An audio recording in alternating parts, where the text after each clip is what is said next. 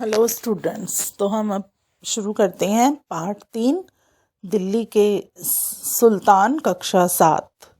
तो बच्चों, हमारी जब 12वीं शताब्दी शुरू हुई थी तब दिल्ली का जो है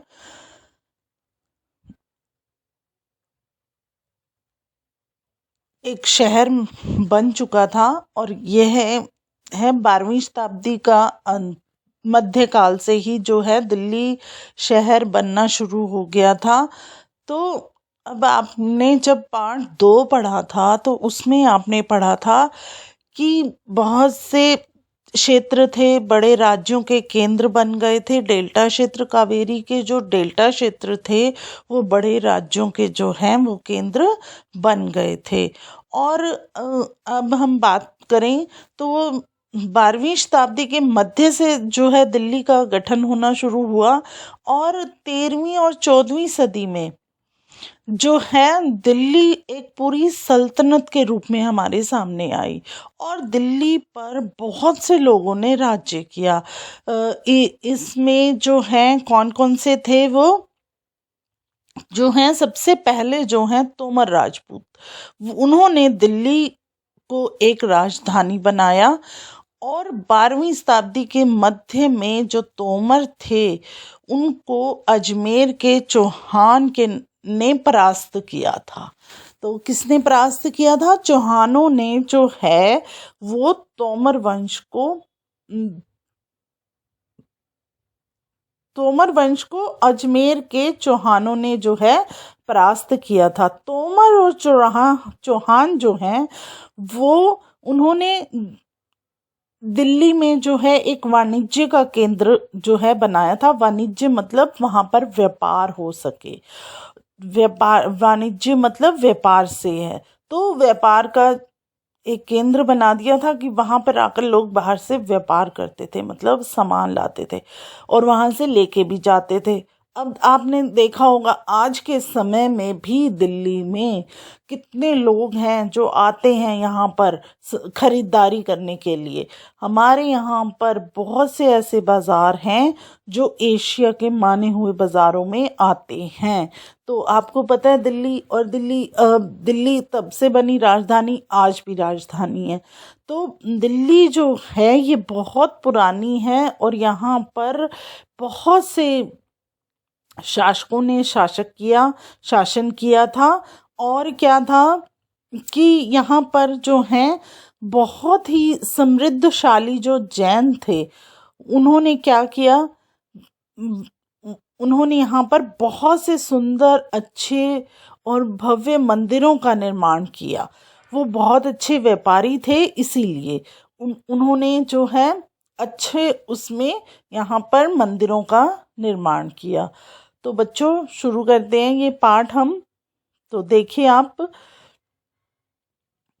हमने अध्याय 2 में देखा कि कावेरी डेल्टा जैसे क्षेत्र जो हैं बड़े राज्यों के केंद्र बन गए थे।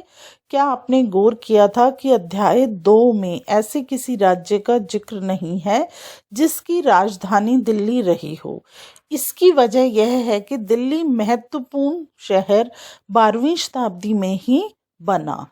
तो दिल्ली कब बना महत्वपूर्ण शहर? 12वीं शताब्दी में।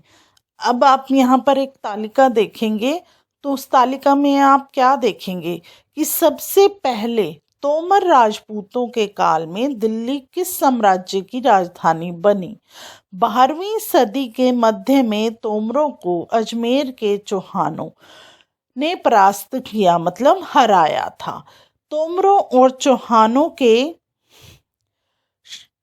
राज्यकाल में ही दिल्ली वाणिज्य का एक महत्वपूर्ण केंद्र बन गया, मतलब व्यापार का केंद्र बन गया। इस शहर में बहुत सारे समृद्धशाली जैन परिवार रहते थे, मतलब एक स्ट्रॉन्ग, जिसको बोल सकते हैं हम, जो अच्छे पैसे से संपन्न थे, वो जैन व्यापारी थे।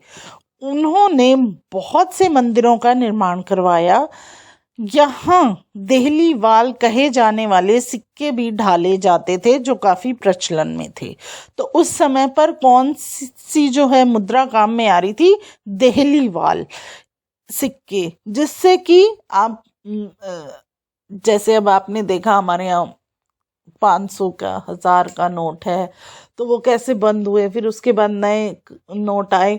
तो ये तो अब आपके सामने की ही बात है ना कि किस तरह से 500 और 1000 के नोटबंदी हुई थी। तो उसमें कैसे उन्होंने नोटों को बंद किया और उसकी जगह पर दूसरे नोट आए थे। तो उस समय पर जो है वो कौन सी पैसे चलते थे, देहलीवाल। तो वो ही लेन देन में प्रयोग किए जाते थे। तो आगे देखें आप, पहले तो आप ये देखो मानचित्र 1 में 13वीं 14वीं सदी में दिल्ली सल्तनत के कुछ चुने हुए शहर, तो वो कौन कौन से हैं आप इसमें देख सकते हैं मानचित्र 1 में। अब आप आगे देखें, 13वीं सदी के आरंभ में दिल्ली सल्तनत की स्थापना हुई और इसके साथ दिल्ली एक ऐसी राजधानी में बदल गई जिसका नियंत्रण इस उपमहाद्वीप के बहुत बड़े क्षेत्र में फैला था। अब क्या है, जब 13वीं सदी हमारी 12वीं सदी के मध्य में तोमर आए थे ना दिल्ली में, और फिर क्या हुआ कि 13वीं सदी के आरंभ से ही दिल्ली सल्तनत की एक स्थापना हुई और इसके साथ ही दिल्ली क्या है, राजधानी बन गई जिसका नियंत्रण इस महाद्वीप के बहुत बड़े क्षेत्र पर फैला था। अब आप यह देख रहे हैं तालिका 1, इस पर अगर आप नजर डालेंगे तो उन 5 वंशों को पहचान लीजिए जिनसे मिलकर दिल्ली की सल्तनत बनी। तो वो कौन सी 5 सल्तनत हैं इसमें है, आप देखेंगे तो जिस इलाके को हम आज दिल्ली के नाम से जाते हैं वहां इन सुल्तानों ने अनेक नगर बसाए। मानचित्र 1 को देखकर दिल्ली एक कोहना, सीरी और जहां पहना को पहचानिए। अब आप देखो होसकस के पास ही सीरी को सर्कल किया गया है। फिर आप देखेंगे सीरी के साथ ही जहां पना है, जहां पना के नीचे आप देखेंगे दिल्ली है, कोहना है। फिर आप इस तरफ आ जाएंगे तो इधर तुगलकाबाद है। तो ऐसे ही जो है आपने देखा, इनको पहचाना। आगे देखते हैं हम इस पार्ट में। अब एक तालिका दी गई है, इसमें दिल्ली के शासक हैं। तो दिल्ली में कौन से शासक रहे और उनका कार्यकाल कब से कब तक था। अब आप ये देखो, राजपूत वंश थे, वो कौन थे, तोमर, अंगनपाल, चौहान और पृथ्वीराज चौहान, ये थे राजपूत वंशज। फिर आगे क्या है, प्रारंभिक तुर्की शासक। तो यहाँ पर तुर्कों ने भी शासन किया। तो उनके कौन थे, कुतुबुद्दीन ऐबक, शमसुद्दीन इल्तुमिश, रजिया, गयासुद्दीन बलबन। तो ये जो थे तुर्क के शासक थे, इन्होंने भी हमारी दिल्ली पर राज्य किया। आगे देखे अलाई दरवाज़ा, ये आप एक चित्र देख रहे हैं, ये है अलाई दरवाज़ा का। अब अलाई दरवाज़ा में क्या कौन से वो थे, सैयद वंश, खिज खान, लोधी वंश, बहलोल लोधी। लोधी गार्डन आज भी हमारे यहाँ दिल्ली में है, स्थित है। आपने देखा होगा वहाँ पर कितना सुंदर उसको बनाया गया है। तो यह उस समय से जो है वो चला आ रहा है। बहुत से जो हैं हमारे यहाँ दिल्ली में ऐसी जगहें हैं जो कितनी पुरानी हैं। आगे देखें आप, आरंभिक 12वीं शताब्दी 1165, जब 12वीं शताब्दी शुरू हुई थी तो जो है उसमें आप देखेंगे कि जो तोमर थे वो आरंभिक 12वीं शताब्दी में आए थे। फिर जो अंगनपाल थे उन्होंने 1130 से 1145 तक शासन किया। फिर आए चौहानों ने किया 1165 से 1192 में। पृथ्वीराज चौहान ने किया 1175 से 1192 में।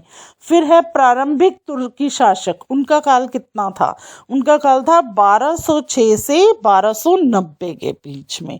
तो कुतुबुद्दीन ऐबक ने किया 1206 से 1210 तक। शमसुद्दीन इल्तुमिश ने किया था 1210 से 1236 के बीच में। और रजिया ने किया था 1236 से 1240 के बीच में। फिर है गयासुद्दीन बलबन, इन्होंने राज्य किया 1266 से 1287 के बीच।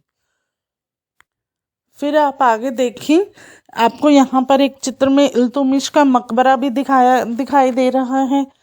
तो आगे जो था हमारा कौन सा काल था, फिर है सैयद वंश। सैयद वंश ने कब से कब तक राज्य किया था, 1414 से 1451। खिज खान ने 1414 से 1421। लोदी वंश आया था 1451 से 1526 के बीच में। बहलोल लोदी जो था 1451 से 1489 तक। तो ये फिरोज शाह तुगलक का मकबरा, ये आज भी आपको देखने को मिलेगा। फिर आगे देखिए आप, इल्तुतमिश का मकबरा। और फिर हमारे यहाँ पर खलजी वंश ने भी राज्य किया था। तो खलजी वंश ने कब से कब तक किया था, 1290 से 1300 बीच। जलालुद्दीन खलजी 1290 से 1296। अलाउद्दीन खिलजी 1296 से 1316। तो अलाउद्दीन खिलजी के बाद आए थे तुगलक वंश। तुगलक वंश ने 1320 से 1414 के बीच में राज्य किया। गयासुद्दीन तुगलक 1320 से 1324। फिर है मोहम्मद तुगलक 1324 से 1391। फिर है फिरोज शाह तुगलक 1351 से 1388। और उसके बाद आपने देखा कि सैयद वंश आ गया, खिज खान आ गया, लोदी वंश आ गया और बहलोल लोदी। तो इन सब ने जो है दिल्ली पर शासन किया था। आगे देखें, दिल्ली के सुल्तानों के बारे में जानकारी कैसे। हालांकि अभिलेख, सिक्कों और स्थापत्य, भवन निर्माण कला के माध्यम से काफ़ी सूचना मिलती है, मगर और भी महत्वपूर्ण वे इतिहास, तारीख, एक वचन, तवारीख बहुवचन हैं जो सुल्तानों के शासनकाल में प्रशासन की भाषा फारसी में लिखे गए थे। अब बच्चों, दिल्ली के सुल्तान जो थे उनके बारे में क्या है कि यहाँ पर अभिलेख, सिक्के और भवन निर्माण कला के माध्यम से काफ़ी सूचना मिली। और उसमें क्या था कि उसमें जो है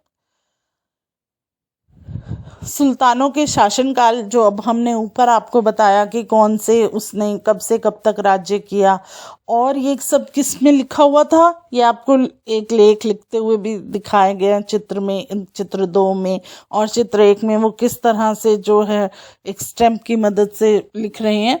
तो ये सब जो है कौन सी भाषा का उस समय पर प्रयोग किया गया, फारसी भाषा का। अब नंबर 3 चित्र में देखो आप किस तरह से वो जो है कार्य कर रहे हैं। चित्र 4 में भी। तो चित्र 1 में क्या था, चित्र 1 में था पंडुलिपि को तैयार करने के 4 चरण। कागज को तैयार किया गया, फिर लेखन कार्य किया गया, फिर महत्वपूर्ण शब्दों और अनुच्छेदों की ओर ध्यान आकर्षित करने के लिए सोने को पिघलाकर उसका प्रयोग। फिर 4 में आप देख रहे हो वो किस तरह से चित्र 4 में जिल चढ़ा रहे हैं। जो उन्होंने उन कागजों पर लिखा उनको सुरक्षित रखने के लिए उन कागजों का एक वो बना के, जैसे आप लोग भी अपनी बुक्स पर चढ़वाते हो जिल्त की हमारी बुक जो है सेफ रहे, आपने पूरा वर्ष जो है उस किताब को पढ़ना होता है। तो बच्चों, ऐसे ही उस समय में जो भी लेख और लेख लिखे गए थे, लेखन कार्य था, उन सबको एक जिल चढ़ाकर सुरक्षित रखा गया था। अब आप देख सकते हैं तवारीख के लेखक, सचिव, प्रशासक, कवि और दरबारियों जैसे सुशिक्षित व्यक्ति होते थे जो घटनाओं का वर्णन भी करते थे और शासकों को प्रशासन संबंधी सलाह भी देते थे। वे न्याय संगत शासन के महत्व पर बल देते थे। अब बच्चों क्या है कि कवि और जो दरबारी थे वो पढ़े लिखे लोग होते थे और वो क्या करते थे, जो भी उस समय में घटनाएं हो रही होती थी और उन सबको वो क्या करते थे, उनको लिखते थे। और जो उनके शासक थे वो उनको अच्छी राय देते थे कि आप ऐसे कार्य करेंगे तो ये आपके लिए जो है फायदे वाली बात होगी, और वो न्याय संगत भी थे, न्याय संगत शासन पर, मतलब कि आपको अच्छा शासन करना है तो आपको सबके साथ न्याय करना होगा। जैसे अब न्याय चक्र क्या है। 13वीं सदी के इतिहासकार फ़.के. मुदब्बिर ने लिखा था, राजा का काम सैनिकों के बिना नहीं चल सकता। सैनिक वेतन के बिना नहीं जी सकते।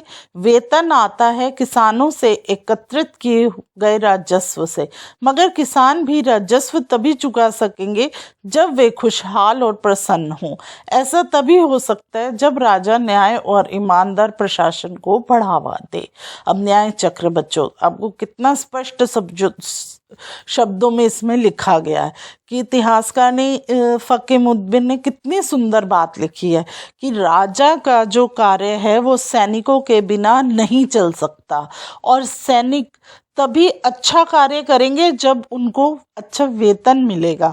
और मैंने आपको पहले और दूसरे पार्ट में पढ़ाया था कि जो उस समय में है कि कैसे राजा के पास धन आता था, कि जो किसान थे वो कुछ राशि जो है राजा को भेंट देते थे, और जो बुनाईकार थे और भी जो उस समय में लोग थे, कार्य करते थे, तो वो राजा को थोड़ा सा कर देकर आते थे, तो तभी राजा का जो है भंडार भरता था, और फिर राजा उसी भंडार से आगे कार्य करता था। तो अब किसान जो हैं, किसान अगर खुशहाल और प्रसन्न है, उनकी खेती अच्छी हो रही है और उनको अच्छी जो है फसल उनकी हो जाती थी, तो वो आगे भी अगर अच्छे दामों में जाती थी तो वो खुश रहते थे, और वो जाकर राजा को फिर अच्छी भेंट देते थे, और जिससे तभी जो है राजा जो है सही न्याय भी करता था और ईमानदार रहने का सबको हुक्म भी देता था। आगे आप देखें, ये कुछ और बातें हैं जिनको आप ध्यान में रखें। नंबर 1 जो है, तवारीख के लेखक नगरों में विशेषकर दिल्ली में रहते थे, गांव में शायद ही कभी रहते हों। नंबर 2, वे अक्सर अपने इतिहास सुल्तानों के लिए उनसे ढेर सारे इनाम इकराम पाने की आशा से लिखा करते थे। नंबर 3, ये लेखक अक्सर शासकों को जन्म सिद्ध अधिकार और लिंग भेद पर आधारित आदर्श समाज व्यवस्था बनाए रखने की सलाह देते थे। उनके विचारों से सारे लोग सहमत नहीं होते थे।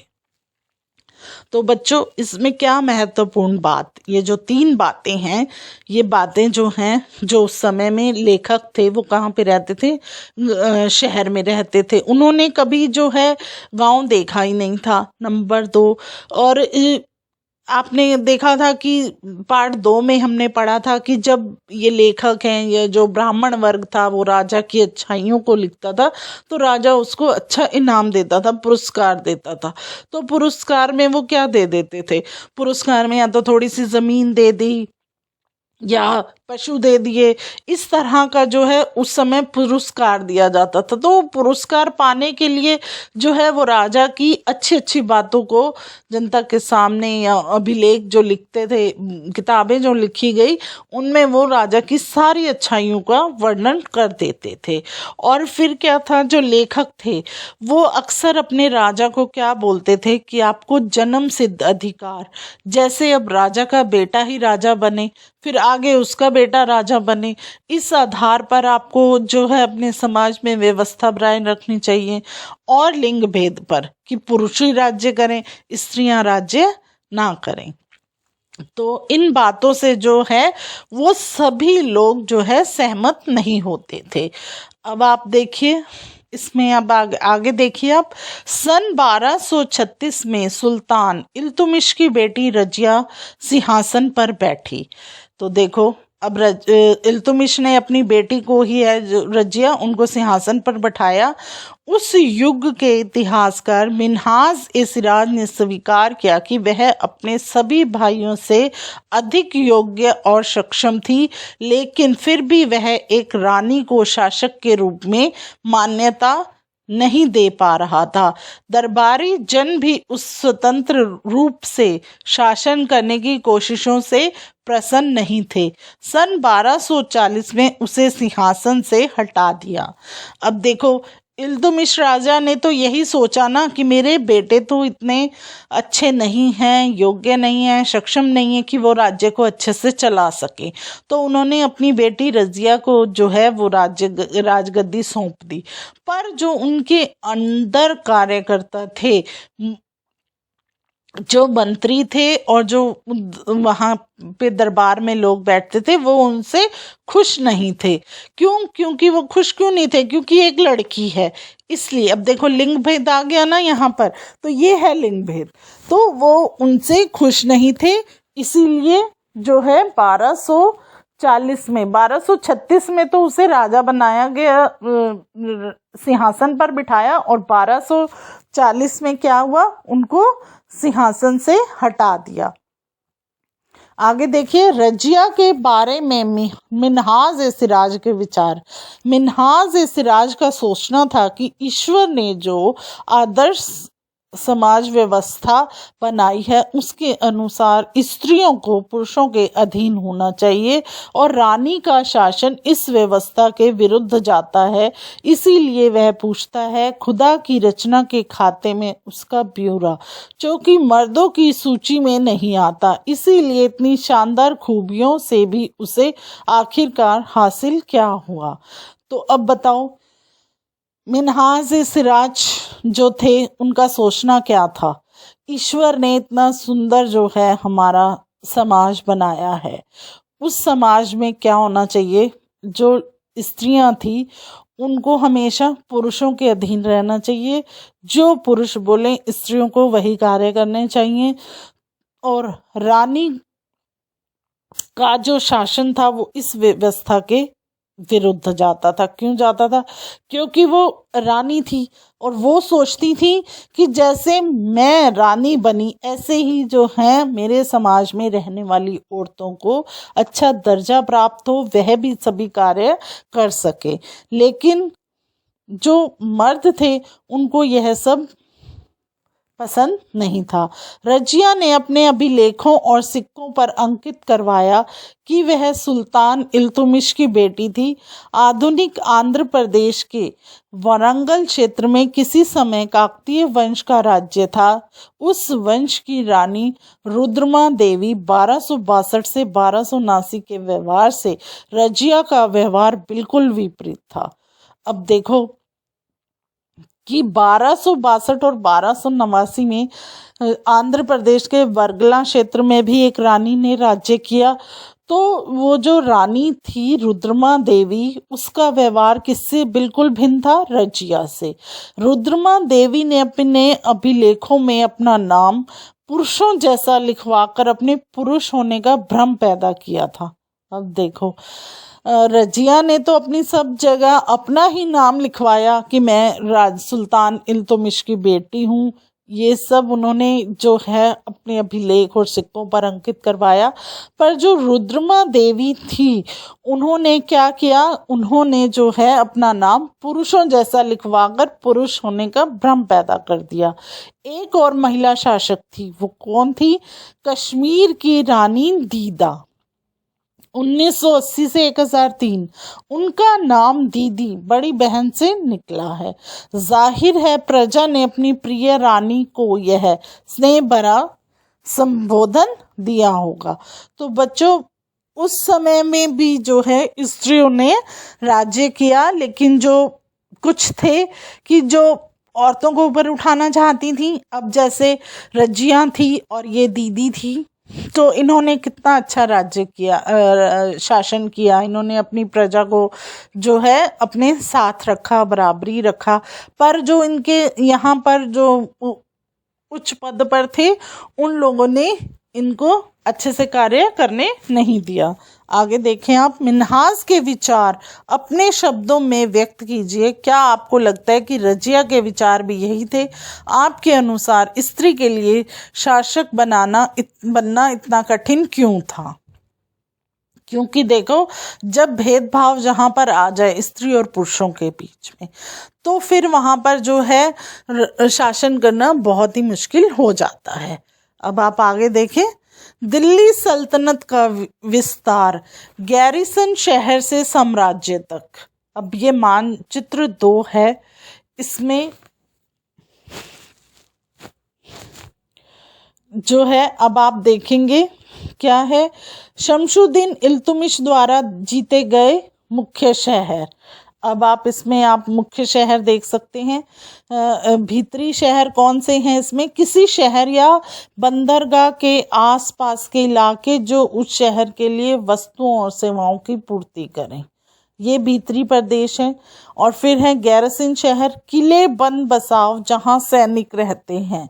अब आपको ये समझ में आया, गिरेसन शहर और भीतरी प्रदेश। अब इस मानचित्र में आपको दिखेगा कि किस तरह से आप ये देख रहे हो, दिल्ली कहाँ पर है, दिल्ली के पास क्या है, हांसी है, फिर आगे सरस्वती है, तबर हिंद है, कुराम है, सुनाम है, बरवाला है, फिर बारन है, बदायूं है, मनोदर है। तो ये ऐसे कोल हैं, आगे आगे फिर और बढ़ते जा रहे हैं। तो ऐसे दिल्ली जो है आपको कहाँ दिखी। अब आप देख सकते हैं 13वीं शताब्दी के आरंभिक वर्षों में दिल्ली के सुल्तानों का जो शासन था वो गैरिसिनों रक्षक सैनिकों की टुकड़ियों के निवास के लिए बने मजबूत किलेबंद शहरों से परे शायद ही कभी फैला हो। शहरों से संबंध लेकिन उनसे दूर भीतरी प्रदेशों पर उनका नियंत्रण न के बराबर था और इसीलिए उन्हें आवश्यक सामग्री रसद आदि के लिए व्यापार कर या लूट मार पर ही निर्भर रहना पड़ता था। तो बच्चों, जब 13वीं शताब्दी का आरंभ हुआ तो दिल्ली के जो सुल्तान का शासन था वो कैसा था, गोरीसिनो शहर, किले बंद बसाव। अभी आपको मैंने बताया ना कि गोरीसिनो का क्या मतलब है, कि जहां पर सिर्फ सैनिक ही रहते थे वो है। तो उन सैनिकों का जो कैसे रहते थे, मजबूत किलेबंद शहरों से परे शायद ही कभी वो गए हों। शहरों से संबंध लेकिन उनसे दूर भीतरी प्रदेशों पर उनका नियंत्रण जो था न के बराबर था। भीतरी प्रदेश कौन से थे, भीतरी प्रदेश वह शहर या बंदरगाह जिनके आसपास के इलाके उस शहर के लिए वस्तुओं और सेवाओं की पूर्ति करते थे। इसीलिए उन्हें क्या है, अपनी जो आवश्यक सामग्री रसद आदि के लिए व्यापार कर या लूट मार पर ही निर्भर रहना पड़ता था। आगे आप देखें, दिल्ली से सुदूर बंगाल या सिंध के गोरीसन शहरों का नियंत्रण बहुत ही कठिन था। बगावत, युद्ध, यहाँ तक कि खराब मौसम से भी उनसे संपर्क के नाजुक सूत्र छिन्न भिन्न हो जाते थे। शासन को अफगानिस्तान से आने वाले हमलावरों और उन सूबेदारों से बराबर चुनौती मिलती रहती थी जो जरा सी कमजोरी का आभास मिलते ही विद्रोह का झंडा खड़ा कर देते थे। इन चुनौतियों के चलते सल्तनत बड़ी मुश्किल से किसी तरह अपने आप को बचाए हुए थी। इसका संस्थापन गयासुद्दीन बलबन के शासन काल में हुआ और इसका विस्तार अलाउद्दीन खलजी और मोहम्मद तुगलक के राज्यकाल में हुआ। तो बच्चों, दिल्ली से सुदूर बंगाल और सिंध के गोरीशिनो शहरों का नियंत्रण जो था वो कितना मुश्किल था। और यहाँ पर जो है जरा सा भी अगर मौसम खराब हो जाता था तो जो है वो सब कुछ छिन्न भिन्न हो जाता था, मतलब बिखर सा जाता था। जो शासन था उसको क्या था, अफगानिस्तान जो था पड़ोस में था, तो वहां से उनको आने वाले हमलावरों और जो वहाँ के सूबेदार जो बड़े लोग थे उनसे चुनौती मिलती रहती थी। और अगर उनको पता लग जाता था कि यहाँ पे जो शासन कर रहा है वो एक कमजोर है व्यक्ति है, उसके पास इतनी ताकत नहीं है कि वो हमसे लड़ाई कर सके, तो वो क्या करते थे, वो अपना विद्रोह का झंडा खड़ा कर देते थे। इन सब बातों के चलते हुए सल्तनत जो है बड़ी मुश्किल से अपने आप को बचाए हुए थी। आपने बच्चों पिक्चरें काफ़ी देखी होंगी, केसरी पिक्चर थी, आपने उसमें देखा था कि कैसे वो एक किले में थोड़े से जो है सैनिक रहते थे, पर क्या है, इन लोगों के खबरी होते थे। खबरी क्या, कौन से व्यक्ति होते थे, जो जो एक लालची जिनको हम कह सकते हैं। वो क्या करते थे, वो वहां का दौरा करते रहते थे कि इस क्षेत्र में कितने लोग हैं, जैसे सब्जी देने के बहाने चले गए और या कोई और सामान देने के बहाने वहां जाकर वो देखते थे कि यहाँ पर कितने सैनिक हैं, कितने लोग यहाँ पर रहते हैं और वो उनके पास कितना सामान है लड़ने के लिए। इन सब की वो जानकारी किसी व्यक्ति विशेष के संबंध में आकर या कोई सामान देने के उसमें वहां चले जाते थे और पता लगा लेते थे। तो क्या होता था, देखा था आपने उस पिक्चर में कि कितनी बड़ी सेना थी और उन्होंने जो है हमला बोल दिया किसी खबरी के कहने पर। तो फिर क्या हुआ कि जब यहाँ से जो है, जब केसरी के किले से आवाज लगाई गई सैनिकों की, इतना उनका जोश था, उधर वो डर गए कि अरे यहाँ पर तो बहुत लोग रहते हैं, हमें किसी ने गलत खबर दे दी। तो पहले जो है खबरी भी एक महत्वपूर्ण भूमिका रखते थे युद्ध करवाने के लिए। तो ऐसे ही उस समय में था। तो तभी देखो क्या हुआ, आपने देखा कि अफगानिस्तान के लोग कितनी जल्दबाजी में रहते थे कि पता लगे कि यहाँ पे थोड़ा सा कमजोर शासक है तो वो वहां पर जाकर हमला कर देते थे। और जो है आगे क्या आप देखते हैं, सल्तनत की भीतरी सीमाओं में जो अभियान चले उनका लक्ष्य था गैरिसिनों शहरों की पृष्ठभूमि में स्थित भीतरी क्षेत्रों की स्थिति को मजबूत करना। अब जो सल्तनत थी वो क्या चाहती थी, वो चाहती थी कि मेरी जो सीमाएं हैं वो मजबूत होनी चाहिए, कि बाहर से कोई हमारे ऊपर कब्जा ना कर सके, हमारे ऊपर कोई युद्ध ना कर सके। तो वो अपने क्षेत्र को मजबूत करना चाहती थी।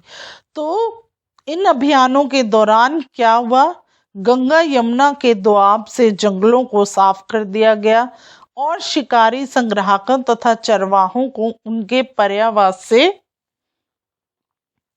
खदेड़ दिया गया। वह जमीन किसानों को दे दी गई और कृषि कार्य को प्रोत्साहन दिया गया। व्यापार मार्गों की सुरक्षा और क्षेत्रीय व्यापार के उन्नति की खातिर नए किले, गैरिसन शहर और शहर बसाए गए। अब देखो कितना अच्छे कार्य किए गए कि जो है व्यापार, जहाँ व्यापार करने के लिए दिल्ली में लोग आते थे ना, तो वो जिस रास्ते से आते थे उन रास्तों को सुरक्षा बढ़ा दी गई और अपने ही क्षेत्र में जो है कृषि को बढ़ावा दिया गया। व्यापार के लिए जो है नए जो है उन व्यापार की उन्नति के लिए उन्होंने नए किले बनाए और बहुत से शहर भी बनाए। अब आप देखें आगे, दूसरा विस्तार सल्तनत की बाहरी सीमा पर हुआ। अलाउद्दीन खिलजी के शासनकाल में दक्षिण भारत को लक्ष्य करके सैनिक अभियान शुरू किए गए।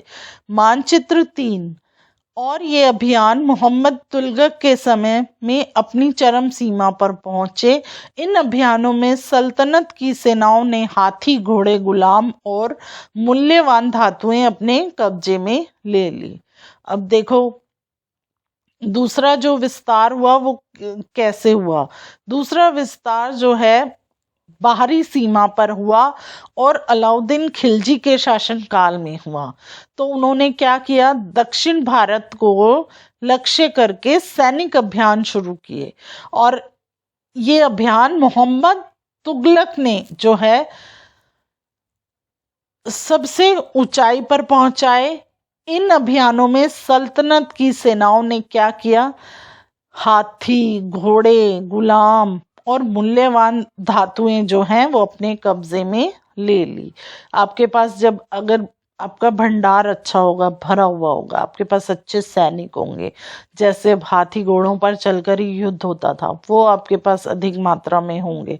आपके पास मुद्रा होगी कि जब युद्ध होते थे तो क्या है, व्यापारी व्यापार करने के लिए, अब जैसे देखो आपके शहर में लड़ाई हो जाएगी तो दूसरे शहर के लोग आपके यहाँ नहीं आएंगे क्योंकि वहां पर युद्ध चल रहा है, तो व्यापार बंद हो गया। सामान खरीदने के लिए दूसरे शहर से लोग नहीं आएंगे ना खरीदने आएंगे ना बेचने आएंगे, तो आपका जो वो आय का साधन है वो बंद हो जाता है। तो इसीलिए उन्होंने क्या किया, मूल्यवान धातुओं को भी अपने कब्जे में ले लिया। आगे देखें, दिल्ली सल्तनत की सेनाओं की शुरुआत अपेक्षाकृत कमजोर थी, मगर 150 वर्ष बाद मोहम्मद तुगलक के राज्यकाल के अंत तक इस उपमहाद्वीप का एक विशाल क्षेत्र इसके युद्ध अभियान के अंतर्गत आ चुका था।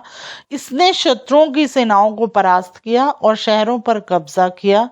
इसके सूबेदार और प्रशासक मुकदमों में फैसले सुनाते थे और साथ ही किसानों से कर वसूल करते थे, लेकिन इतने विशाल क्षेत्र पर इनका नियंत्रण किस सीमा तक और कितना प्रभावी था। अब क्या था, दिल्ली सल्तनत की सेनाओं की शुरुआत क्या थी, बहुत ही कमजोर थी, मगर क्या था, 150 वर्ष बाद जो है मोहम्मद तुगलक के राज्यकाल के अंत तक इस उपमहाद्वीप का एक विशाल क्षेत्र जो है वो युद्ध अभियान के अंतर्गत आ गया था।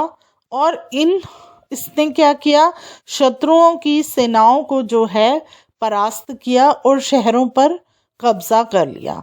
इसके सूबेदार और प्रशासक मुकदमों में फैसले सुनाते थे और साथ ही किसानों से जो है वो क्या करते थे, कर वसूलते थे। और जो है इतने बड़े विशाल क्षेत्र पर इनका नियंत्रण किसी सीमा तक और कितना प्रभावी था, यह आप देखो। इसमें मानचित्र आप देख सकते हैं, मानचित्र में आपको ये पूरा दिखाया गया। मानचित्र में अलाउद्दीन खिलजी का जो है दक्षिण भारत अभियान किस तरह से चला वो आप देख सकते हैं। डार्क पिंक कलर्स जो है वो किस तरह से इसमें मानचित्र में एरो से आपको कि कहाँ से कहाँ तक है आप देख सकते हैं। आगे आप देखिए चित्र 2। चित्र 2 में क्या है, 12वीं सदी के आखिरी दशक में बनी कुवत अल इस्लाम मस्जिद तथा उसकी मीनारें। यह जामा मस्जिद दिल्ली के सुल्तानों द्वारा बनाए गए सबसे पहले शहर में स्थित है। इतिहास में इस शहर को दिल्ली-ए-कुहान पुराना शहर कहा गया है। इस मस्जिद का इल्तुमिश और अलाउद्दीन खिलजी ने और विस्तार किया। मीनार जो है वो 3 सुल्तानों कुतुबिन ऐबक, इल्तुमिश और फिरोज शाह तुगलक द्वारा बनाई गई थी। अब यह आप एक मस्जिद का चित्र देख रहे हैं। तो ये जो मस्जिद है इसको क्या नाम दिया उन्होंने, जामा मस्जिद। और बच्चों आज के समय में भी यह पुरानी दिल्ली, अब इसमें पुराना शहर लिखा है ना, आज भी आप अगर पुरानी दिल्ली में जाओगे तो वहाँ पर जामा मस्जिद आपको आज भी मिलेगी। और देखो ये कब बनी थी, ये 12वीं सदी के आखिरी दशक में, जब 12वीं सदी हमारी ख़त्म होने वाली थी तब जो है इस मस्जिद का निर्माण किया गया था। अब आगे आप देख सकते हैं मस्जिद, इसके बारे में क्या लिखा गया है। यह अरबी का शब्द है जिसका शाब्दिक अर्थ है ऐसा स्थान जहां मुसलमान अल्लाह की आराधना में सजदा, घुटने और माथा टेक कर करते हैं। जामा मस्जिद या जामी वह मस्जिद होती है जहां अनेक मुसलमान एकत्रित होकर नमाज पढ़ते हैं। नमाज की रस्म के लिए सारे नमाजियों में सबसे अधिक सम्मानीय और विद्वान पुरुष को इमाम, नेता के रूप में चुना जाता है। इमाम जो हैं वो शुक्रवार की नमाज के दौरान धर्मोपदेश खुतबा भी देता है। नमाज के दौरान मुसलमान मक्का की तरफ मुंह करके खड़े होते हैं। भारत में मक्का पश्चिम की ओर पड़ता है। मक्का की ओर की दिशा को किबला कहा जाता है। तो बच्चों मस्जिद का अर्थ आपको समझ में आया। जहाँ पर सभी मुसलमान जाति के लोग जाते हैं और सजदा करते हैं। आपने सुना होगा कि सभी जो मुसलमान लोग हैं अपने अल्लाह के इबादत करते हैं, सब आराधना करते हैं, सजदा करते हैं। और वो सजदा किस तरह से करते हैं? अपने घोड़ों पर बैठकर और मत्था टेकते हैं। और फिर उसके बाद जो है वो किस तरफ मुंह कर कर सजदा करते हैं? वो करते हैं मक्का की तरफ मुंह करके, क्योंकि मक्का जो है उनके यहाँ पर सबसे बड़ा माना जाता है। तो वो उस तरफ मुंह करके, हमारे जो है भारत में मक्का किस तरफ पड़ता है? पश्चिम की तरफ। तो आप देखेंगे कभी भी अगर आप जाएं मस्जिद देखने, तो नमाज के वक्त अगर आप जाएंगे तो देखना कि सभी पश्चिम दिशा की ओर मुंह करके जो है इबादत कर रहे होंगे। हमें सभी धर्मों का सम्मान करना चाहिए, सभी धर्मों की इज्जत करनी चाहिए। तो आपने देखा, फिर आप एक और चित्र, ये आपने मस्जिद के बारे में पढ़ा। अब आप आगे देखिए चित्र 3, बेगमपुरी मस्जिद। यह मोहम्मद तुगलक के राज्यकाल में दिल्ली में उसकी नई राजधानी जहांपना विश्व की शरणस्थली की मुख्य मस्जिद के तौर पर बनाई गई थी। तो आप मानचित्र 1 में देखेंगे कि जहांपना कहाँ पर है। तो अब आप यह चित्र देख सकते हैं। इस चित्र में क्या है? ये किसका चित्र है? बेगमपुरी मस्जिद। ये किसने बनाई थी? मोहम्मद तुगलक के राज्यकाल में दिल्ली में बनाई गई थी। अब आपने यह देख लिया। अब आप आगे देखें। दिल्ली के सुल्तानों ने सारे उपमहाद्वीप के अनेक शहरों में मस्जिदें बनवाई। इससे उनके मुसलमान और इस्लाम के रक्षक होने के दावे को बल मिलता था।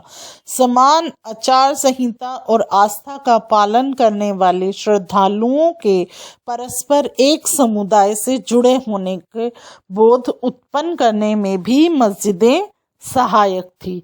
एक समुदाय का अंग होने के बोध को प्रबल करना जरूरी था, क्योंकि मुसलमान अनेक भिन्न भिन्न प्रकार की पृष्ठभूमि से आते हैं।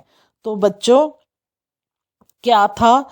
दिल्ली के जो जितने भी यहाँ पर सुल्तान आए, उन्होंने क्या किया? उन्होंने सारे उपमहाद्वीप और बहुत से शहरों में है मस्जिद बनवाई। किस लिए मस्जिद बनवाई?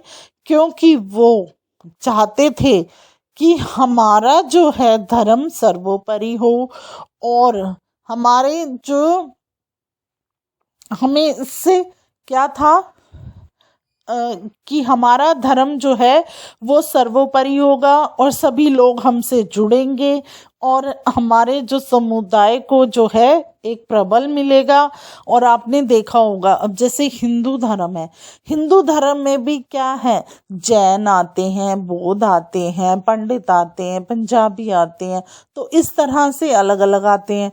तो ऐसे ही जो है मुसलमानों में भी अनेक प्रकार के जो है पृष्ठभूमियों से लोग आते हैं। अब यह जो एक ऊपर चित्र है, ये क्या कौन सा चित्र है? ये चित्र 4, मोट की मस्जिद। सिकंदर लोदी के शासनकाल में यह उसके मंत्री द्वारा बनाई गई। अब देखो, मोट की मस्जिद किसने बनवाई? सिकंदर लोदी के मंत्री ने। अब आप आगे देखें। आगे आप चित्र 5 देखेंगे, जमाली कमाली की मस्जिद 1520 के दशक के आखिरी दिनों में निर्मित हुई। तो यह मस्जिद आपने देखी, ये कब बनी थी? 1520 के दशक के आखिरी दिनों में। अब आप आगे देखें। चित्र 2, 3, 4 एवं 5 की तुलना कीजिए। इन मस्जिदों की समानताएं और असमानताएं ढूंढ निकालने की कोशिश कीजिए। चित्र 3, 4, 5 में स्थापत्य की उस परंपरा का विकास दिखाई देता है जिसकी चरम सीमा हमें दिल्ली में शाहजहां की मस्जिद में दिखाई देती है। यह चित्र आप कहाँ देखोगे? अध्याय 5 में। तो बच्चों, आप ये सभी चित्र देखो, इनमें कितनी समानताएं आपको दिखाई देती हैं, इसके बारे में आपने लिखना है। तो एक समानता तो आप देखो कि इन सब की जो हैं दरवाजे जो हैं वो किस तरह से बनाए गए हैं। सभी के दरवाज़ों का जो मुंह है वो एक सा ही है। तो ऐसे ही आप और समानताएं देखो और आप लिखो। आगे चलते हैं हम आगे। अब हम पढ़ेंगे इसमें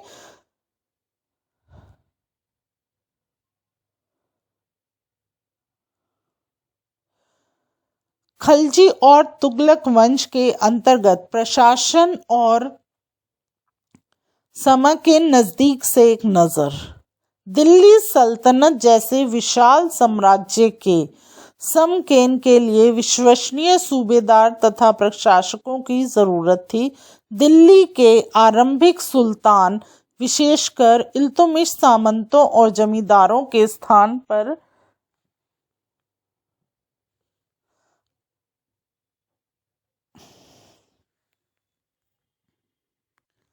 दिल्ली के आरंभिक सुल्तान विशेषकर इल्तुतमिश सामंतों और जमींदारों के स्थान पर अपने विशेष गुलामों को सूबेदार नियुक्त करना अधिक पसंद करते थे। इन गुलामों को फारसी में बंदगा कहा जाता है तथा इन्हें सैनिक सेवा के लिए खरीदा जाता था। उन्हें राज्य के कुछ बहुत ही महत्वपूर्ण राजनीतिक पदों पर काम करने के लिए बड़ी सावधानी से प्रशिक्षित किया जाता था। वे चूंकि पूरी तरह अपने मालिक पर निर्भर होते थे, इसीलिए सुल्तान भी विश्वास करके उन पर निर्भर हो सकते थे। तो बच्चों, दिल्ली सल्तनत जो है एक विशाल साम्राज्य बनाने के लिए उनको किसकी ज़रूरत थी? विश्वसनीय सूबेदार और प्रशासक, इनकी ज़रूरत थी। आपने देखा होगा कि अगर आपको अपने जो है क्षेत्र को अधिक मजबूत बनाना है तो आप क्या करोगे? आप आज के समय में क्या है कि हमारे यहाँ पर चुनाव होते हैं, तो आप आपके क्षेत्र से जो अच्छा व्यक्ति होगा वो चुनाव में अगर खड़ा होगा तो आप सभी उसको वोट देकर अपना प्रतिनिधित्व बनाओगे। किस लिए? कि एक तो वो आपके क्षेत्र का विकास करेगा, आप लोगों की जो है आपको क्या ज़रूरतें हैं उनको पूरा करेगा। इसी से आपको समझ में आ गया कि उस समय के जो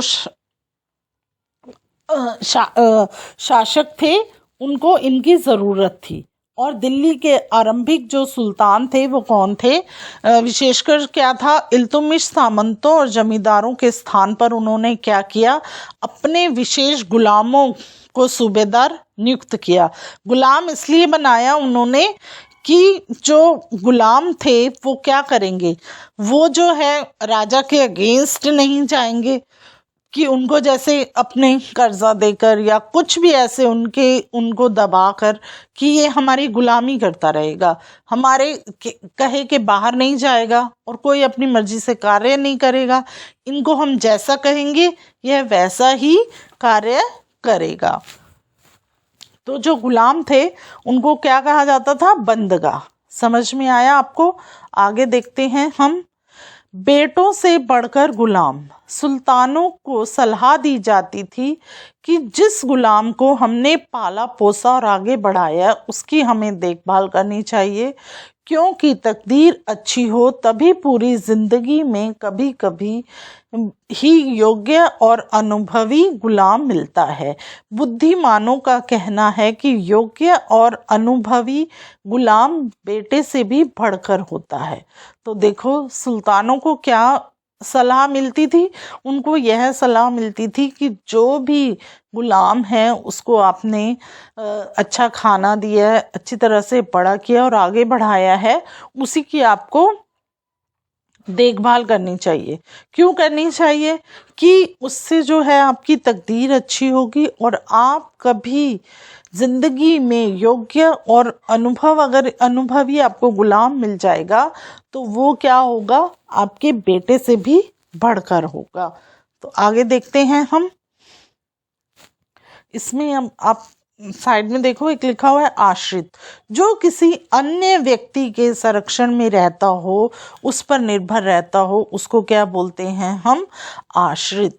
आगे देखें। खलजी तथा तुगलक शासक बंदगा का इस्तेमाल करते रहे और साथ ही अपने पर आश्रित निम्न वर्ग के लोगों को भी ऊंचे राजनीतिक पदों पर बिठाते रहे। तो अब खलजी और तुगलक ने क्या किया, गुलामों का तो इस्तेमाल किया ही, और जो उन पर निर्भर थे लोग निम्न वर्ग के, उनको क्या किया, ऊंचे राजनीतिक पदों पर बिठाया गया। तो ऐसे लोगों को क्या है, क्या किया गया, सेनापति और सूबेदार जैसे जो है उनको पद दिए गए। लेकिन इससे क्या हुआ, राजनीतिक अस्थिरता, मतलब उनके जो राजनीतिक अस्थिरता भी वहां पर पैदा होने लगी। मतलब अब इसका क्या था कि उन्होंने जो है निम्न लोगों को जब ऊंचे दर्जे दिए तो उन्होंने क्या किया, अपना जो है थोड़ा सा हक जमाने लगे। इससे क्या हुआ कि जो गुलाम थे और जो वो थे उनके बीच में जो है एक खटास सी उत्पन्न हुई, जिससे राजनीतिक अस्थिरता भी पैदा होने लगी। गुलाम और आश्रित अपने मालिकों और संरक्षणों के प्रति तो वफादार रहते थे, मगर उनके उत्तराधिकारियों के प्रति नहीं। क्योंकि अब देखो, वो राजा के लिए तो वफादार थे, पर जो उनके नीचे कार्य करते थे वो उनके लिए वफादार नहीं होते थे। तो फिर क्या हुआ, नए सुल्तानों के अपने नौकर होते थे। फलस्वरूप किसी नए शासक के सिंहासन पर बैठते ही प्राय क्या होता था, नए और पुराने सरदारों के बीच में एक टक्कर शुरू हो जाती थी।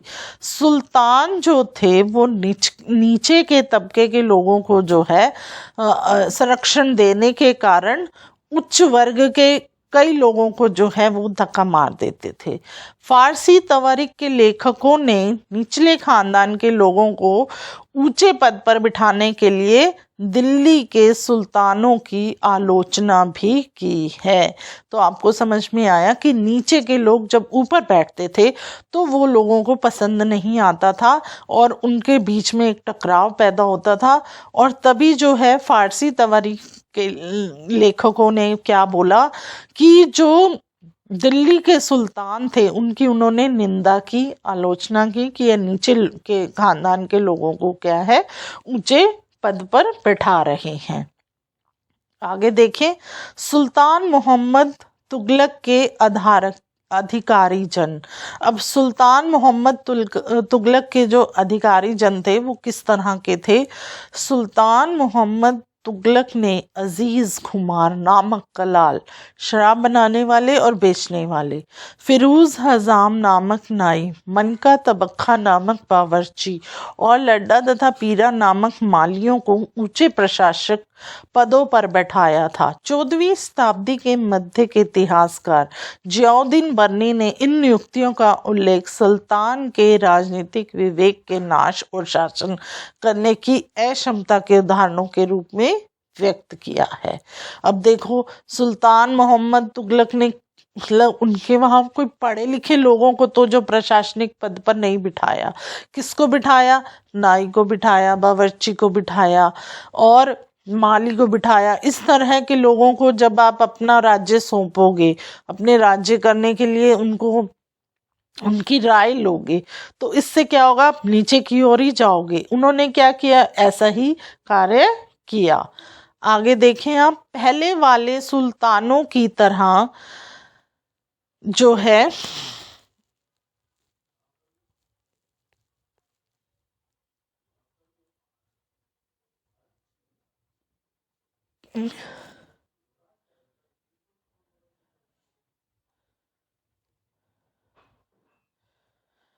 पहले वाले सुल्तानों की तरह खलजी और तुगलक शासकों ने भी सेना नायकों को भिन्न भिन्न आकार के इलाकों के सूबेदार के रूप में नियुक्त किया।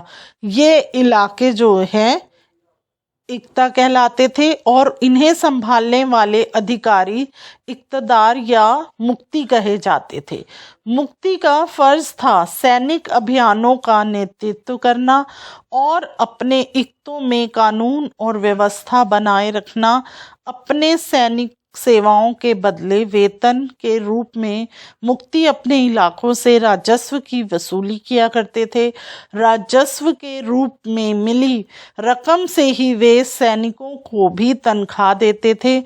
मुक्ति लोगों पर काबू रखने का सबसे प्रभावी तरीका यह था कि उनका पद वंश परंपरा से न चले और उन्हें कोई भी इक्ता थोड़े समय के लिए ही मिले, जिसके बाद उनका स्थानांतरण कर दिया जाए।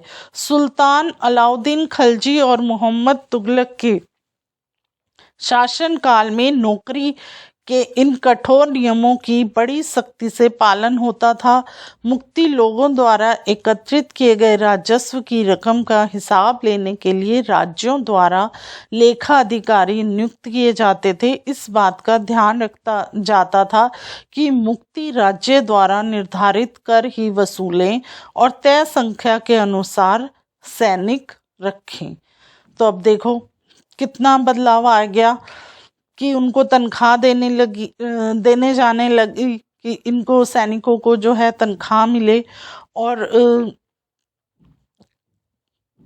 अगर उनको आप समय पर तनख्वाह देते थे तो क्या होता था कि वो लोग सही तरह से कार्य करते थे और वंश जो है वंश परंपरा, जैसे राजा का बेटा राजा या सैनिक का बेटा सैनिक बने, इस तरह की परंपरा को जो है बढ़ावा नहीं मिला।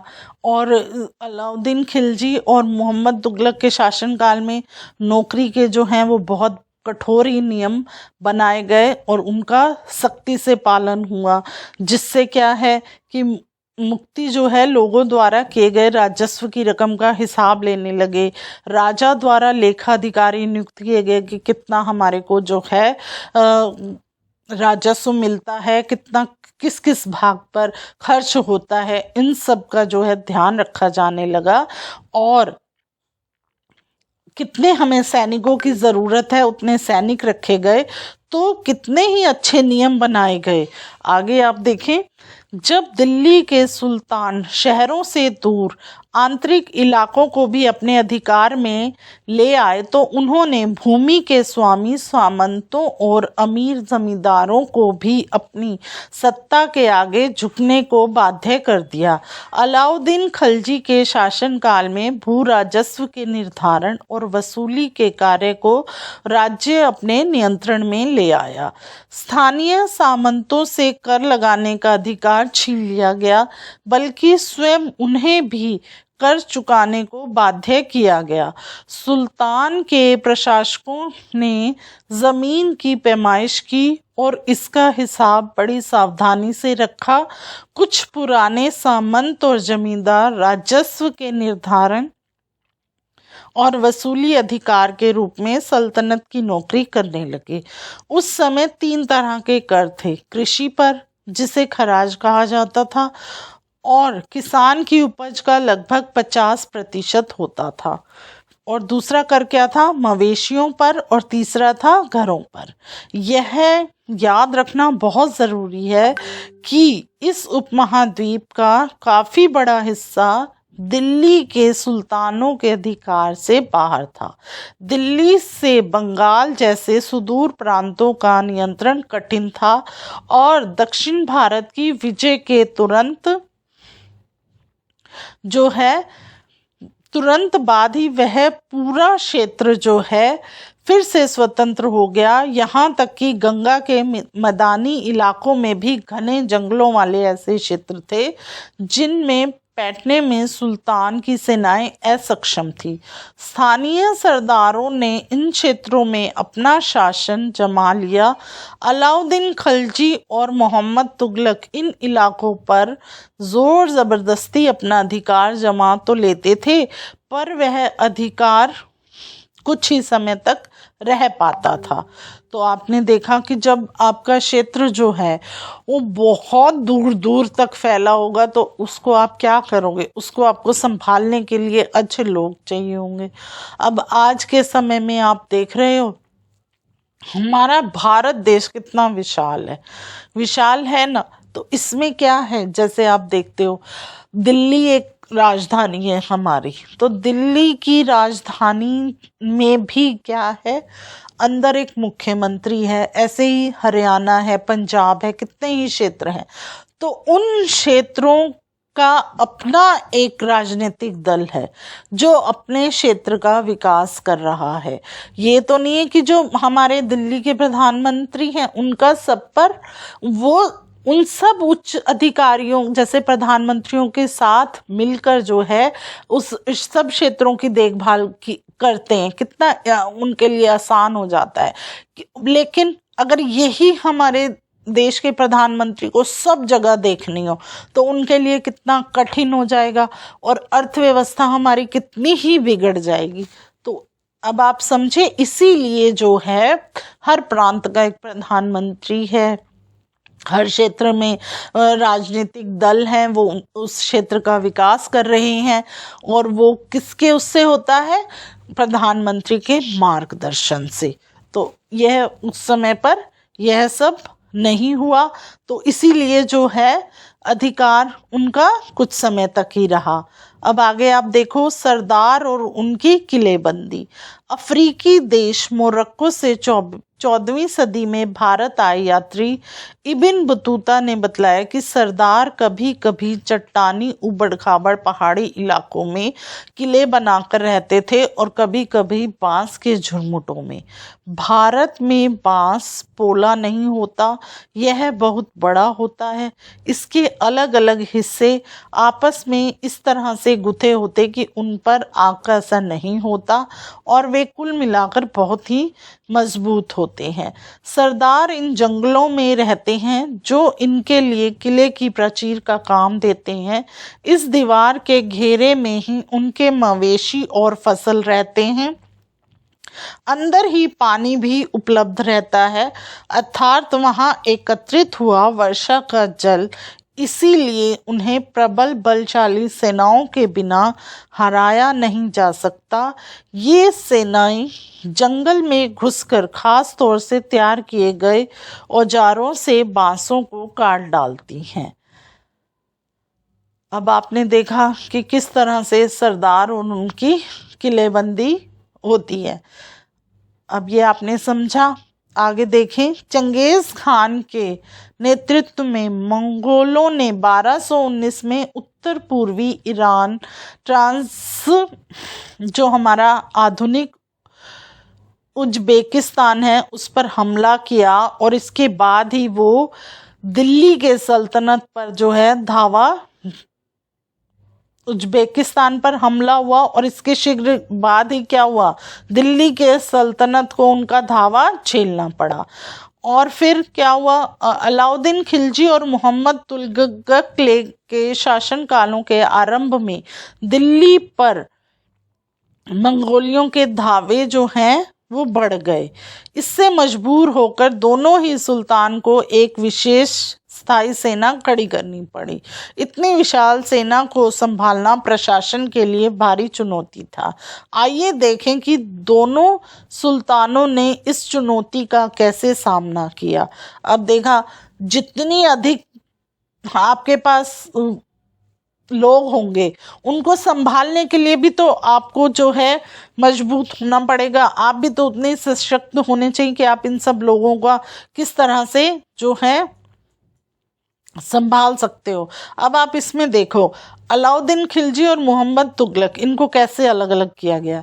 अब अलग अलग इनकी तुलना की गई है। दिल्ली पर 2 बार हमले हुए अलाउद्दीन खिलजी के, उसमें 1299 और 1300 में, और 1302 और 1303 में।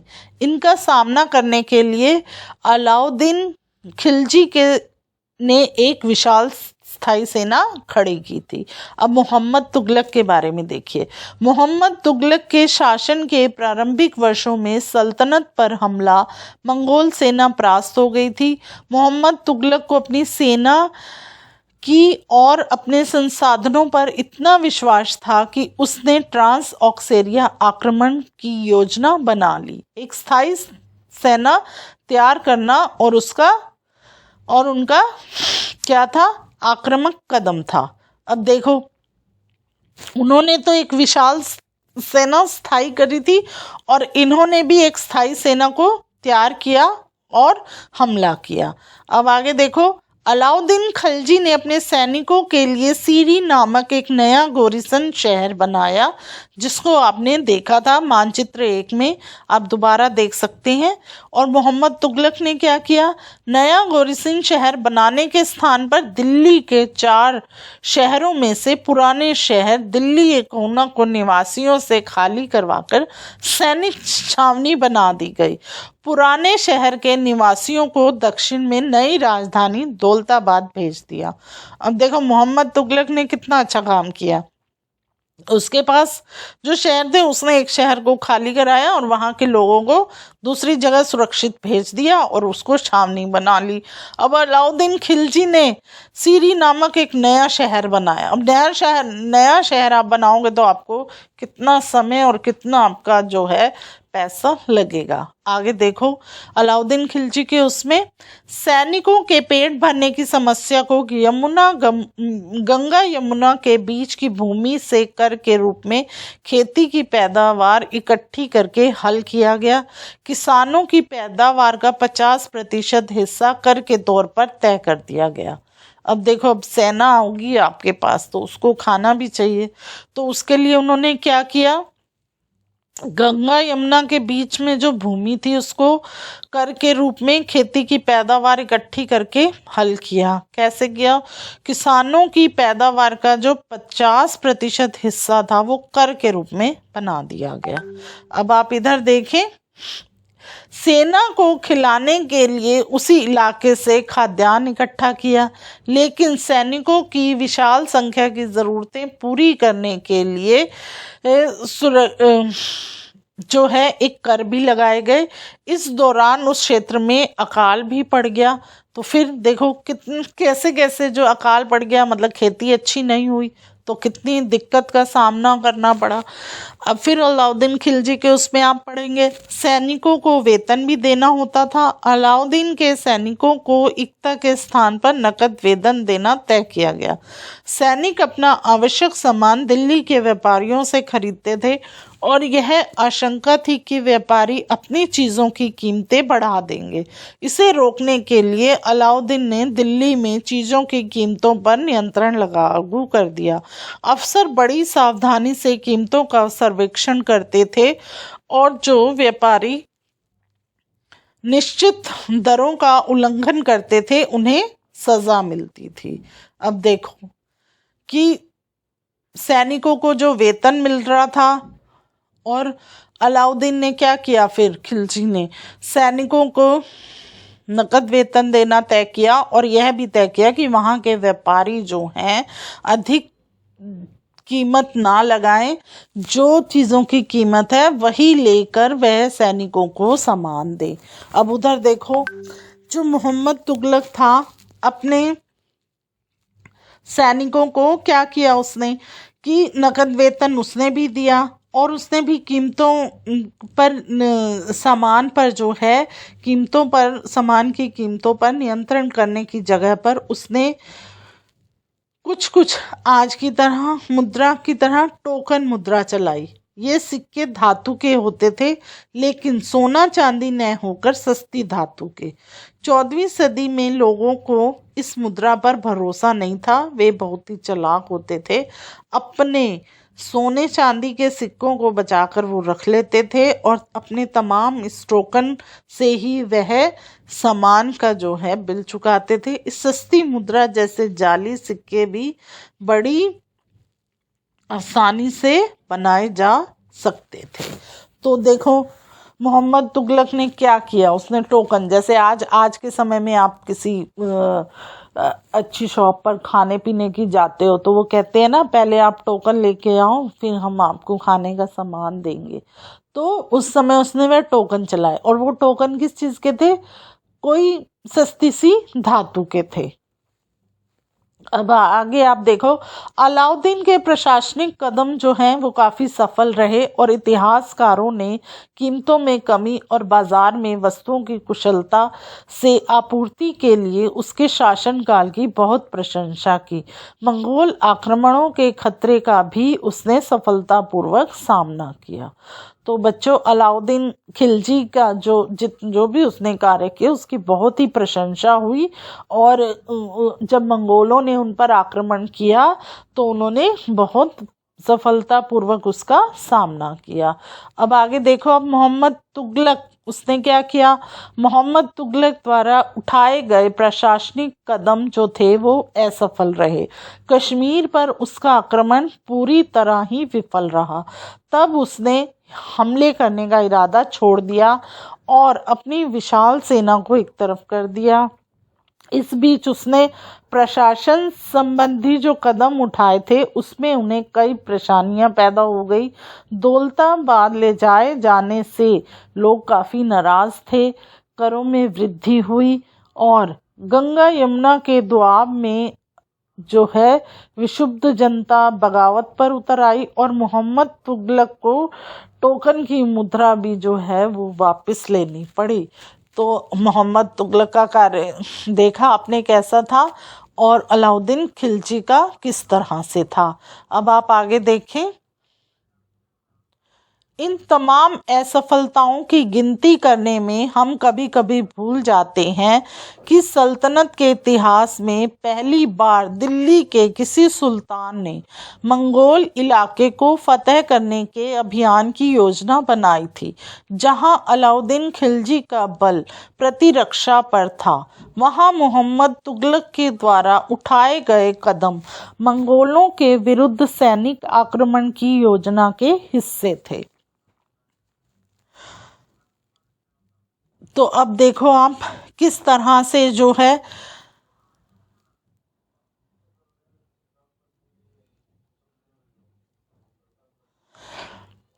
कि इन तमाम असफलताओं की गिनती करने में हम कभी कभी भूल जाते हैं कि सल्तनत के इतिहास में पहली बार जो है वो दिल्ली के किसी सुल्तान ने जो है मंगोल इलाके को फतेह करने का एक अभियान बनाया, उसकी योजना बनाई।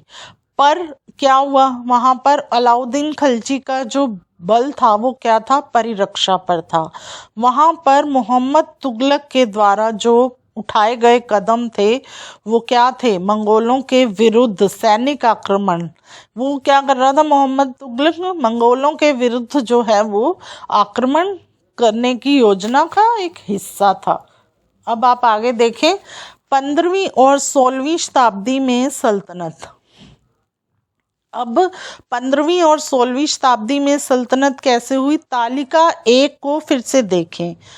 आप पाएंगे कि तुगलक वंश के बाद 1526 तक दिल्ली तथा आगरा पर सैयद तथा लोधी वंशों का राज्य रहा।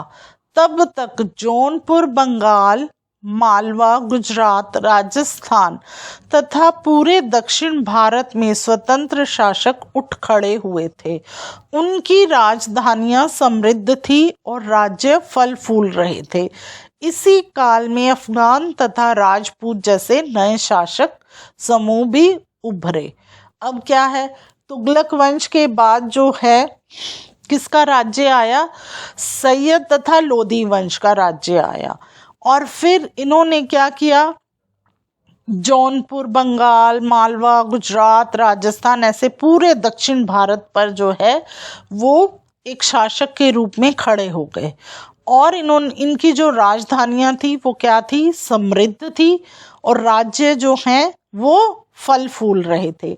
और तभी इसी काल में क्या हुआ, अफगान और राजपूत जैसे शासक जो है वो सामने आए। इस काल में स्थापित राज्यों में से कुछ छोटे तो थे पर शक्तिशाली और उनका शासन जो था बहुत ही कुशल तथा सुव्यवस्थित तरीके से चल रहा था।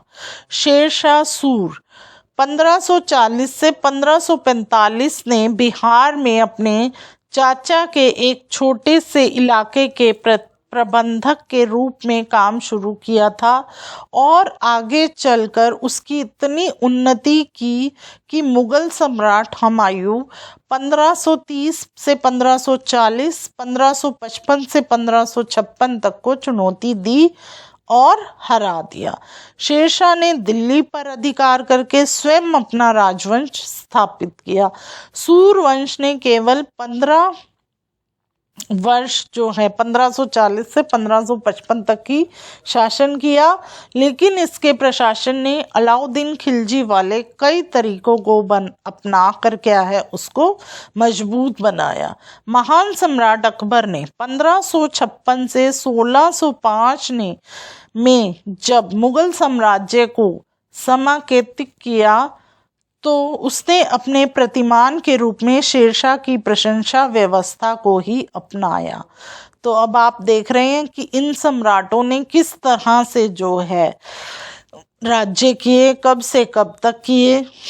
तो और उन्होंने सबसे ज़्यादा जो है अलाउद्दीन खिलजी का जो है शासनकाल मजबूत था, तो आगे जो है उसी की बातों को अपनाया गया अपने राज्य को मजबूत बनाने के लिए। अब आप आगे देखें, 3 श्रेणियां ईश्वरीय शांति, नाइट और धर्म युद्ध। 3 श्रेणियों का विचार सबसे पहले 11वीं शताब्दी के आरंभ में फ्रांस में सूत्रबद्ध किया गया। इसके अनुसार समाज को 3 वर्गों में विभाजित किया गया: प्रार्थना करने वाला वर्ग, युद्ध करने वाला वर्ग और खेती करने वाला वर्ग। तीनों वर्गों में समाज के इस विभाजन को ईसाई धर्म का समर्थन भी प्राप्त हुआ। इस विभाजन से ईसाई धर्म को समाज में अपने प्रबल प्रभाव को और भी दृढ़ करने में सहायता मिलती थी। इसी विभाजन से योद्धाओं का एक नया समूह भी उभरा। इन योद्धाओं को क्या कहा गया? नाइट कहा गया। ईसाई धर्म एक समूह को संरक्षण देता था और अपनी ईश्वरीय शांति की अवधारणा के प्रसार में इनका उपयोग करता था।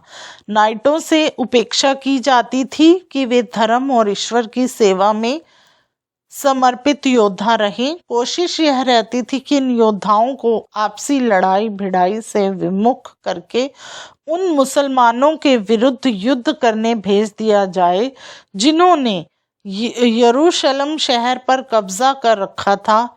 इस प्रयत्न के परिणाम स्वरूप सैनिक अभियानों की एक श्रृंखला चली जिसे धर्म युद्ध कहा गया।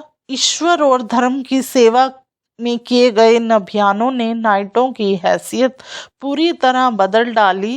पहले इन नाइटों की गिनती कुलीनों में नहीं होती थी, मगर फ्रांस में 11वीं सदी के अंत तक और जर्मनी में उससे 1 सदी बाद इन योद्धाओं के दीनहीन अतीत को भुला दिया गया। 12वीं सदी तक तो कुलीन वर्ग के लोग भी नाइट कहलाना शुरू हो गए।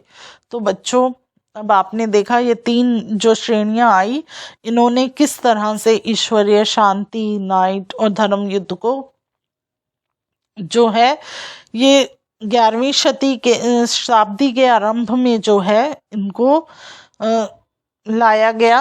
और ये कौन थे? प्रार्थना करने वाले और युद्ध करने वाले और खेती करने वाले थे। तो समझ में आया, हमने आपको इसके बारे में समझाया। अब हम इस पाठ का जो है प्रश्न अभ्यास करेंगे।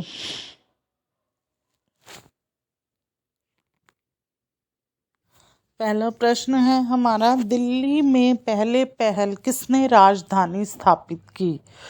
तो उत्तर है इसका, तोमर राजपूत चौहान राजाओं ने पहल दिल्ली में राजधानी स्थापित की थी। प्रश्न 2, दिल्ली के सुल्तानों के शासन कालों में प्रशासन की भाषा क्या थी? तो इसका उत्तर लिखेंगे आप फारसी भाषा। फिर है प्रश्न 3, किसके शासन के दौरान सल्तनत का सबसे अधिक विस्तार हुआ? इसका उत्तर है मोहम्मद तुगलक। फिर प्रश्न 4, इब्न बतूता किस देश से भारत में आया था? तो इसका उत्तर है मोरक्को, अफ्रीका। आगे आप देखें अगला प्रश्न 5, न्याय चक्र के अनुसार सेनापतियों के लिए किसानों के हितों का ध्यान रखना क्यों जरूरी था? तो इसका उत्तर लिखें।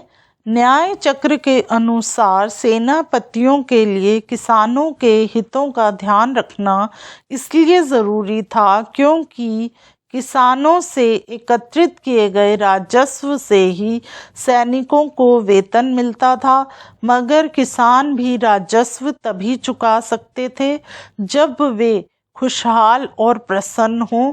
ऐसा तभी हो सकता था जब राजा न्याय और ईमानदार प्रशासन को बढ़ावा दे। आगे है प्रश्न 6। सल्तनत की भीतरी और बाहरी सीमाओं से आप क्या समझते हैं? तो इसका उत्तर लिखें। भीतरी सीमा से अभिप्राय गैरिसन शहरों की पृष्ठभूमि में स्थित क्षेत्रों से गैरिसन शहरों की आवश्यकताओं की पूर्ति होती थी। बाहरी सीमा गैरिसन शहरों की पृष्ठभूमि से सुदूरवर्ती क्षेत्रों की बाहरी सीमा कहा जाता था। अब आप प्रश्न 7 देखो। मुक्ति अपने अपने कर्तव्यों का पालन करें, यह सुनिश्चित करने के लिए कौन कौन से कदम उठाए गए थे? आपके विचार में सुल्तान के आदेशों का उल्लंघन करना चाहने के पीछे उनके क्या कारण हो सकते थे? तो इसका उत्तर है मुफ्ती अपने कर्तव्यों का पालन करे, यह सुनिश्चित करने के लिए निम्नलिखित कदम उठाए गए थे। नंबर 1, उनकी नियुक्ति वंश परंपरा के आधार पर नहीं की जाती थी। नंबर 2, उन्हें कोई भी क्षेत्र थोड़े समय के लिए दिया जाता था। नंबर 3, मुक्ति लोगों का समय समय पर स्थानांतरण किया जाता था। नंबर 4, मुक्ति लोगों द्वारा एकत्रित किए गए राजस्व की रकम का हिसाब लेने के लिए राज्य द्वारा लेखा अधिकारी नियुक्त किए जाते थे। इस बात का ध्यान रखा जाता था कि मुक्ति राज्य द्वारा निर्धारित कर ही वसूले और तय संख्या के अनुसार सैनिक रखे। अब प्रश्न 8 देखें। दिल्ली सल्तनत पर मंगोल आक्रमणों का क्या प्रभाव पड़ा? तो इसका उत्तर है दिल्ली सल्तनत पर मंगोल आक्रमणों का निम्न प्रभाव पड़ा। मंगोल आक्रमणों से मजबूर होकर अलाउद्दीन खिलजी और मोहम्मद तुगलक को एक विशाल सेना खड़ी करनी पड़ी। नंबर 2, अलाउद्दीन खिलजी ने सैनिकों को इक्ता के स्थान पर नगद वेतन देना तय किया। नंबर 3, मोहम्मद बिन तुगलक ने दिल्ली के पुराने शहर के निवासियों को नई राजधानी दौलताबाद भेज दिया और उस इलाके में बड़ी सैनिक जो हैं वो छावनी बना दी गई। नंबर 4, अलाउद्दीन खिलजी ने जनता पर और अधिक कर लगाए तो मोहम्मद तुगलक ने तांबे के नए सिक्के चलवाए। अब आगे देखें प्रश्न 9। क्या आपकी समझ में तवारीख से के लेखक आम जनता के जीवन के बारे में कोई जानकारी देते हैं? तो इसका उत्तर है हमारी समझ में तवारीख के लेखक आम जनता के जीवन में जानकारी नहीं देते थे क्योंकि नंबर 1, तवारीख के लेखक सचिव, प्रशासक, कवि और दरबारियों जैसे सुशिक्षित व्यक्ति होते थे जो घटनाओं का वर्णन भी करते थे और शासकों को प्रशासन संबंधी सलाह देते थे। वे न्याय संगत शासन के महत्व पर बल देते थे। नंबर 2, तवारीख के लेखक नगरों में रहते थे, गांवों में शायद ही कभी रहते हों। नंबर 3, वे अक्सर अपने इतिहास सुल्तानों के लिए उनसे ढेर सारे इनाम इकराम पाने की आशा में लिखा करते थे। अब प्रश्न 10 देखें। दिल्ली सल्तनत के इतिहास में रजिया सुल्तान अपने ढंग की ही एक थी। क्या आपको लगता है आज महिला नेताओं को ज़्यादा आसानी से स्वीकार किया जाता है? तो इसका आप उत्तर लिखें। आज भी महिला नेता को ज़्यादा आसानी से आसानी से स्वीकार नहीं किया जाता। आज भी भारत में लोकसभा और विधानसभा में महिलाओं की संख्या 5% से भी कम है। ये अलग बात है कि सल्तनत काल में अपेक्षा वर्तमान में महिला नेताओं को ज़्यादा आसानी से स्वीकार किया जाता है। प्रश्न 11, दिल्ली के सुल्तान जंगलों को क्यों कटवा देना चाहते थे? क्या आज भी जंगल उन्हीं कारणों से काटे जा रहे हैं? उत्तर है, गैरीसन शहरों की पृष्ठभूमि में स्थित भीतरी क्षेत्रों की स्थिति को मजबूत करने के लिए गंगा यमुना के दोआब से जंगलों को साफ कर दिया गया और शिकारी संग्राहकों तथा चरवाहों को उनके पर्यावास से खदेड़ दिया गया। वह जमीन किसानों को दे दी गई और कृषि कार्य को प्रोत्साहन दिया गया। आज जंगल कई कारणों से काटे जा रहा है। नंबर 1, कृषि भूमि को प्राप्त करना व आवासों का निर्माण करना। नंबर 2, परिवहन मार्गों का निर्माण एवं खनन कार्य के लिए। नंबर 3, बड़े बांधों के निर्माण में वनों की कटाई। आगे देखें, पता लगाइए। प्रश्न 12, पता लगाइए कि क्या आपके इलाके में दिल्ली के सुल्तानों द्वारा बनाई गई कोई इमारत है। क्या आपके इलाके में और भी कई ऐसी इमारतें हैं जो 12वीं से 15वीं सदी के बीच बनाई गई? इनमें से कुछ इमारतों का वर्णन कीजिए और उनके रेखा चित्र बनाइए। अब आप उत्तर लिखें इसका। प्रसिद्ध इमारतें, निर्माणकर्ता, निर्माण वर्ष। प्रसिद्ध इमारतों में नंबर 1 है जो ये हमारे दिल्ली के सुल्तानों ने बनाई है, उसमें है नंबर 1 पर प्रसिद्ध इमारत कुतुब मीनार। निर्माण इसका किसने किया था? कुतुबिन ऐबक ने। और कौन से वर्ष में? 1199 से 1208 ईस्वी तक। नंबर 2 पर है प्रसिद्ध इमारत हौज खास दिल्ली। इसको किसने निर्माण किया था? अलाउद्दीन खिलजी में 1305 में। फिर है नंबर 3, तुगलकाबाद का किला दिल्ली, गयासुद्दीन तुगलक ने बनाया 1321 से 25। इसका निर्माण वर्ष था। आगे है फिरोज शाह कोटला दिल्ली, प्रसिद्ध इमारत है। यह फिरोज शाह तुगलक ने बनाई थी 1354 में। फिर है खिड़की मस्जिद दिल्ली, मोहम्मद तुगलक ने बनाई थी 1326 में। तो यह हमारा प्रश्न अभ्यास था। तो यह पाठ आपको अच्छे से समझ में आया होगा।